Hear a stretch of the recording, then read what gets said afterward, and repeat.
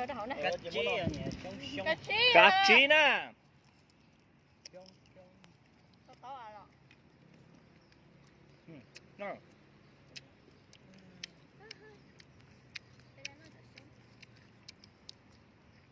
Nó con. Bây giờ nó bây giờ mình hai nó đi là cho nên nó chế đi là nó có lưu liền. Cho. Nang ếch. Tại mình sau nó ta thịt chúng nó. Cắn dài. Nhâm nông á. Ăn được chưa?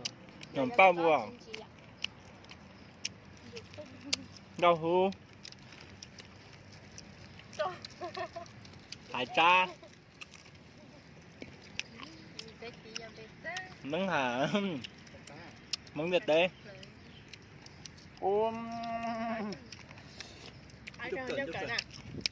Chắc cũ. Nên nó phải khơi nước cỡ. Chỉ nhóc rồi cho cá cơ lên mà. Tao chỉ thấy những gì ly nó chứ hả?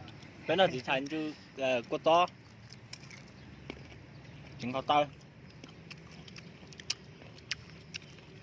Đó thật là xịn đó.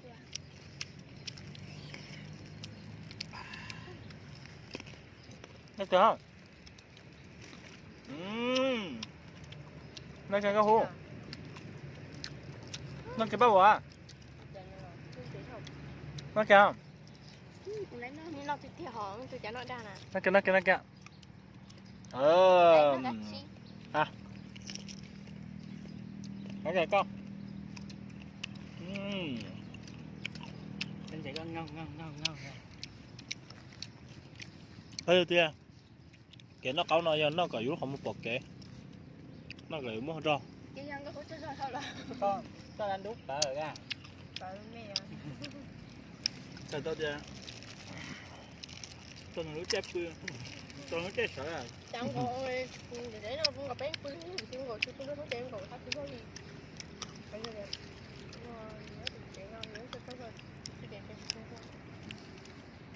Có hú nó phải cho mua hoàng có hú ở bé hoàng.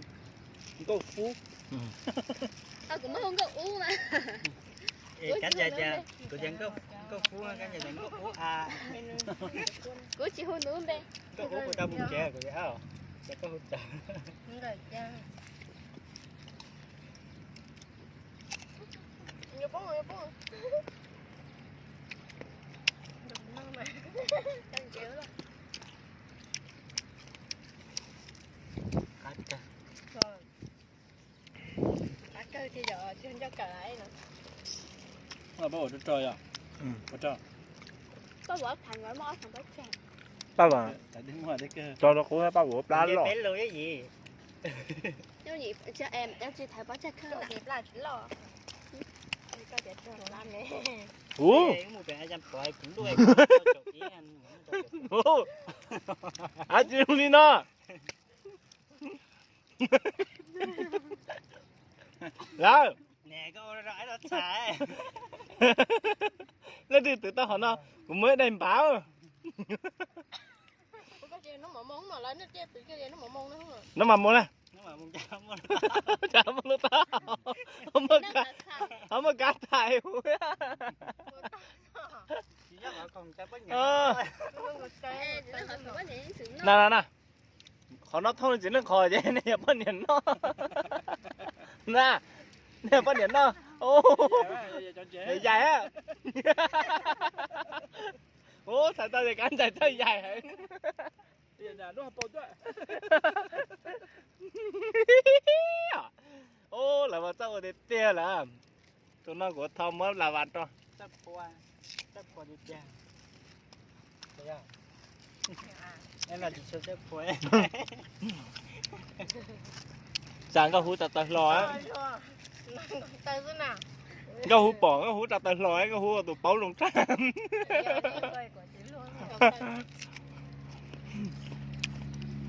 Mình bác vợ đem mà mau nó. À thì chưa? Cái lời chưa hết trở nên nó to như vậy. Thật chưa? Dạ nè. Chẳng nói gì mà dũng mà. Chứ đèo khó dụ tận như nó.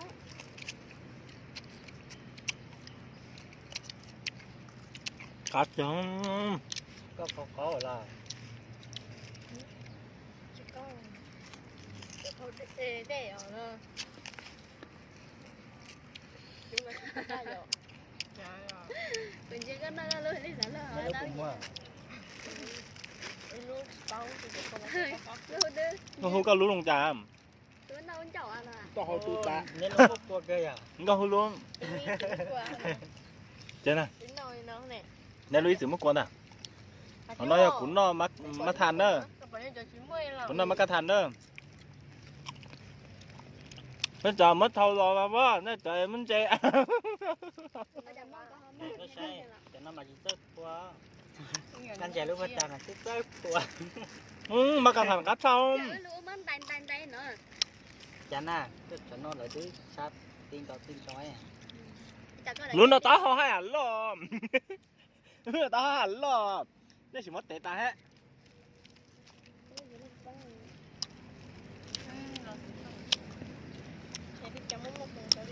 cắm lồi à mắc cá than cá sao rồi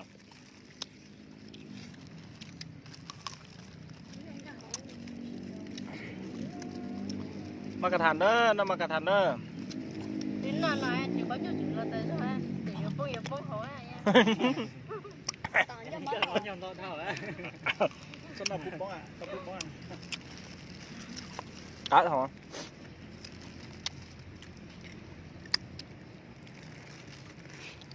tụi nó mắc cá than đó nó mắc cá than là cá chưa nó là cá trắng sao mong à ốm rồi đang có gì ở trong tủ à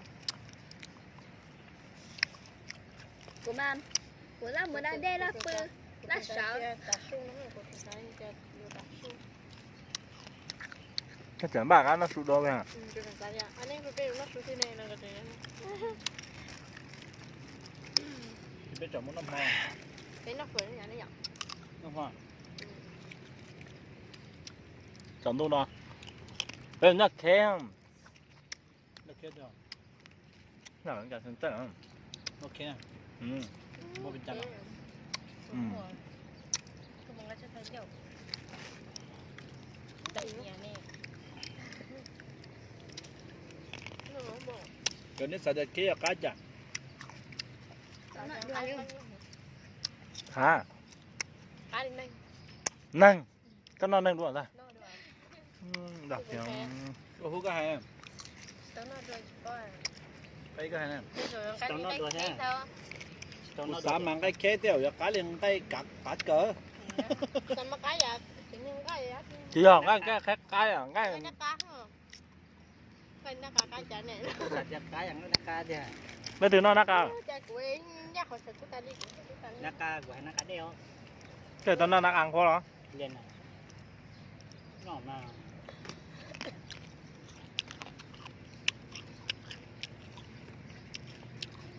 lấy nó nhỏng lo cái nó cắt thả nó nhỏng lo cái nó cắt thả ra cắt cho nó nó cắt thả ra cắt thả chứ cắt thả giống phui tóc đi à cắt thả chứ nó cắt thả ra ha nó cắt thả hả nó cắt thả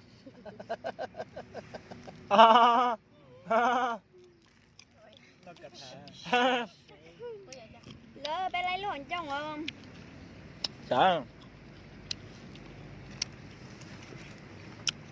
đợi nhà tiền nó về ăn luôn rồi luôn xưa rồi thì nó chỉ có tà ma anh em cho nên xếp hết rồi có hôi này bao quả cái gì à nếu là khi nãy lú tanh đó chạy nè nó bánh nó bấy liền hả anh nó mua quá chỉ mua tù đó anh nói nó này mua nhẹ này liền là bé cả cá thì tiêu nhọn chưa quá rồi chuẩn gì rồi bốn nô bé cô son chun đã bé cô cho rồi hôm nay mình chun cái nó tao làm cho nó chun nó chẳng làm đâu ha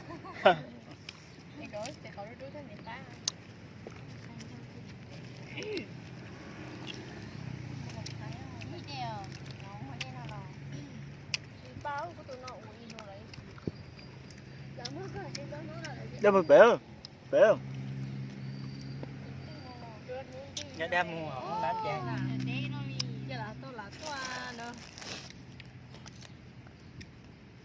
Cái kia nó bể của chó nè. Giờ luôn tại hôm nay cho nhóc thì ta sẽ ôm họ mà đi làm đâu có nhóc. Cái ăn phở chế bé mua lại trong phòng. Lúc này chỉ có gì. À, bảo thế đùa.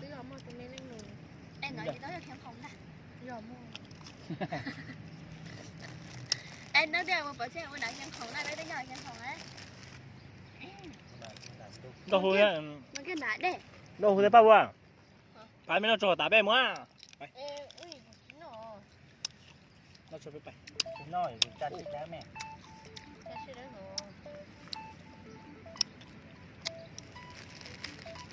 rồi. Khai đại gia chẳng chỉ nó là bán nói bán. Giờ mấy nè. Bà xe à?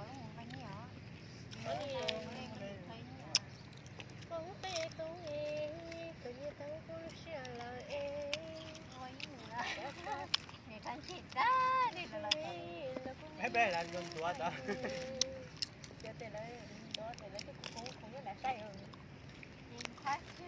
Là chế bữa ai á to.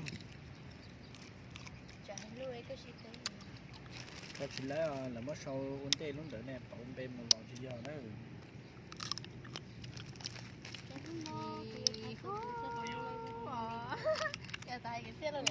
Chả có tơ hài luôn hả?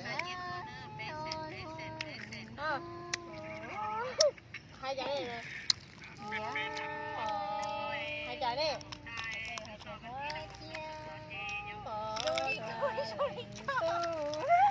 Hai đâu á, hai tí bên đó.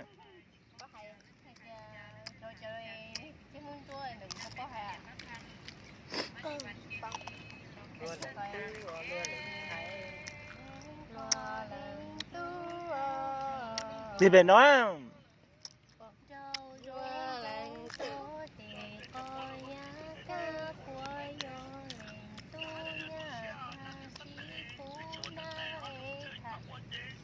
Tí bên đó.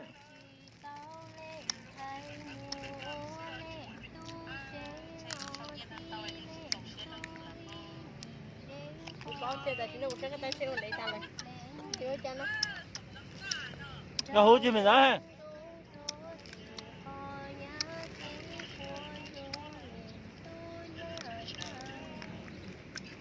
Nó hú hay đâu tí bên đó ha. Hay nói chứ giờ phải vô chị sẽ tôi chả nó. Hay chơi nó. Hay chơi thôi à.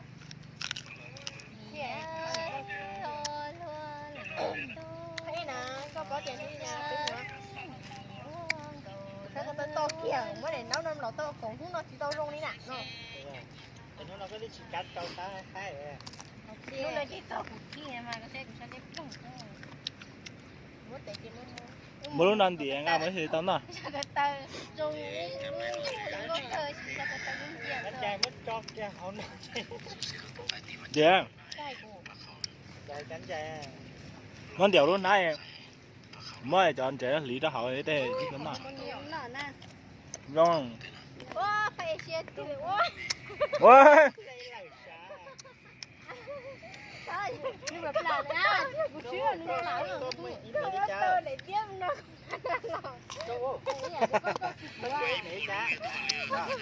Giờ bố nó là con sẽ phi rồi đây.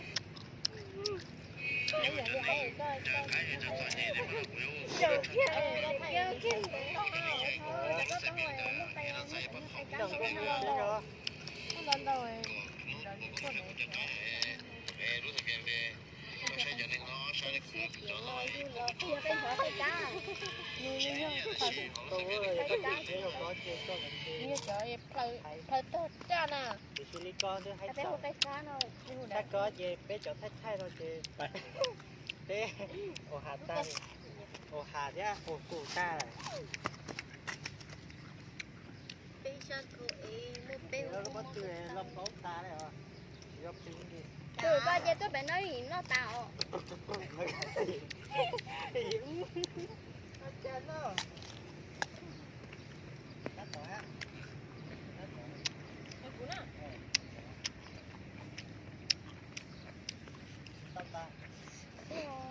Tôi dễ tôi năng. Nếu mình chơi chơi nó chơi chơi tầm mình phát giờ cái trên núi thì bằng thay của cho là kiểu ta xin cá rồi chứ mà nhưng mà mình sẽ cái sơ như này đây cho nó có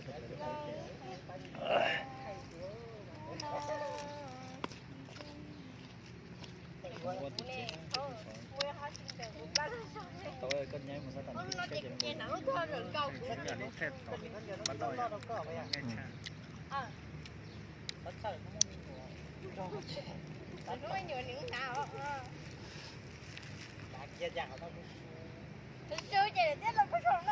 Ủa, ủa, ủa, ai trong này nọt tôi hả?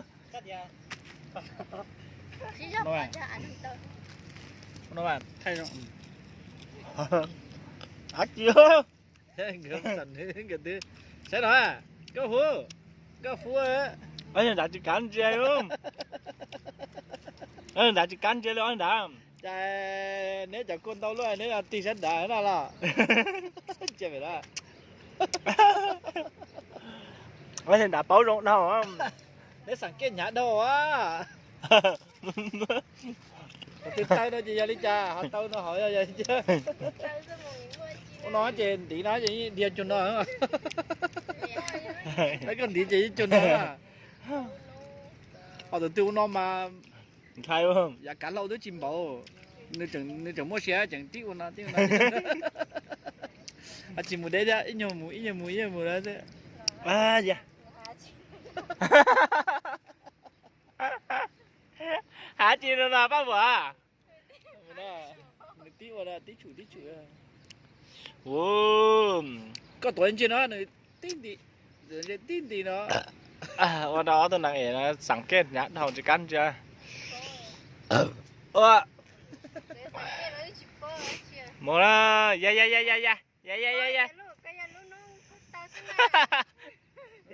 Dạ. lúc nóng xịn khâu ta Lúc nó chuyện khẩu tơ là lúc đó à. dân năng chỉ dạ chỉ nóng năng